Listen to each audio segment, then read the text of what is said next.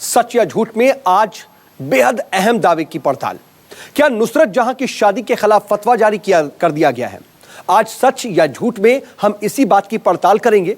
दरअसल टीएमसी सांसद नुसरत जहां पहले सांसद बनी, फिर शादी की और शादी के बाद से लगातार चर्चाओं में बनी हुई हैं। अभी उन्हें लेकर के खबरें ये वायरल हो रही हैं कि उनकी सिंदूर, मंगलसूत्र और शादी को लेकर के देवबंद ने फतवा जारी किया है। इसका क्या सच है, देखिए।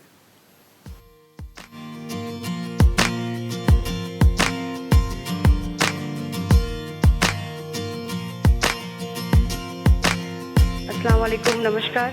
मांग में सिंदूर, माथे पर बिंदिया और गले में मंगलसूत्र, एक सुहागन की जितनी भी निशानियां होती हैं वो सब नुसरत में नजर आ रही हैं। शादी के बाद संसद में शपथ लेने नुसरत इसी लुक के साथ पहुंची। 17वीं लोकसभा में शपथ ली और जनता के प्रति अपनी जिम्मेदारियों का निर्वहन करने का वादा किया। যে আমি বিধি দ্বারা প্রতিষ্ঠিত ভারতের সংবিধানের প্রতি প্রকৃত বিশ্বাস ও আনুগত্য পোষণ করিব। अपनी खूबसूरती के लिए सुर्खियों में रहने वाली नुसरत सिंदूर और मंगलसूत्र को लेकर सुर्खियों में आ गई। एक खबर वायरल हो रही है जिसमें दावा किया जा रहा है कि नुसरत की शादी और उनके मंगलसूत्र और सिंदूर पर देश के सबसे बड़े दीनी मदरसे देवबंद को ऐतराज है। वायरल खबर के मुताबिक देवबंद ने बाकायदा नुसरत के खिलाफ फतवा जारी किया है। क्या ये सच है कि देवबंद के उलेमा को नुसरत के सिंदूर और मंगलसूत्र से ऐतराज है? क्या वाकई नुसरत के खिलाफ फतवा जारी हुआ है?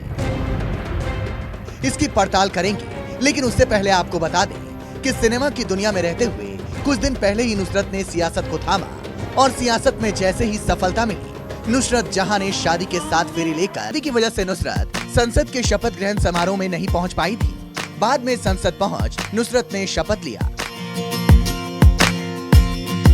ये तस्वीर संसद में नुसरत के साथ शपथ की है। गले में मंगलसूत्र, माथे पर बिंदिया और मांग में सिंदूर लगाकर पहुंची थी। नुसरत एकदम नई नवेली दुल्हन की तरह संसद पहुंची थी।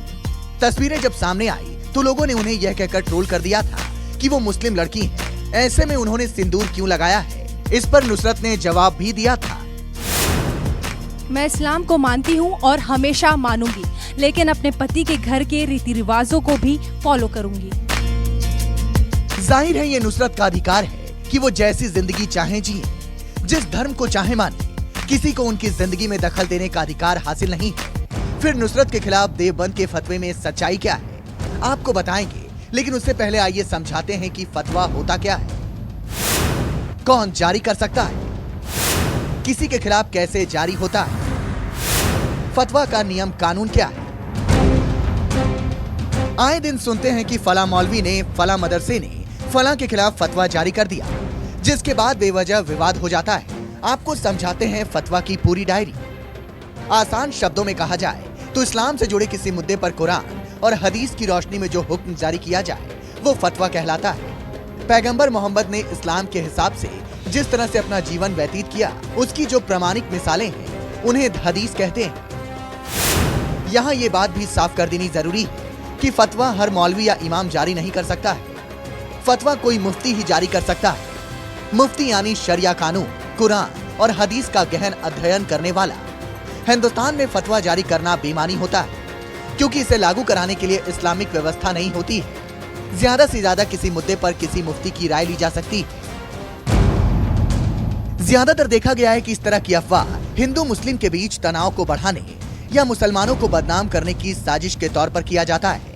हालांकि इस बात से इनकार नहीं किया जा सकता कि कुछ मौलवियों ने इसका गलत इस्तेमाल किया है।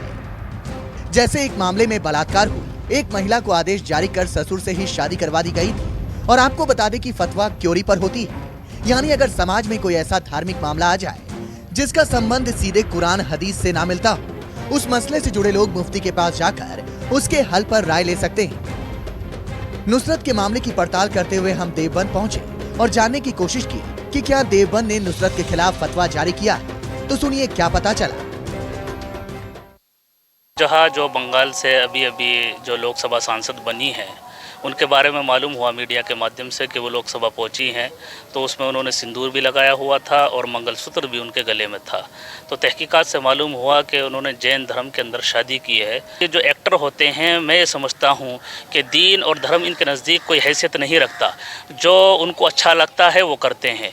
इसी का अमल उन्होंने जो है पार्लियामेंट में पेश किया, सिंदूर लगा कर पहुँची, मंगलसूत्र लगा कर पहुँची।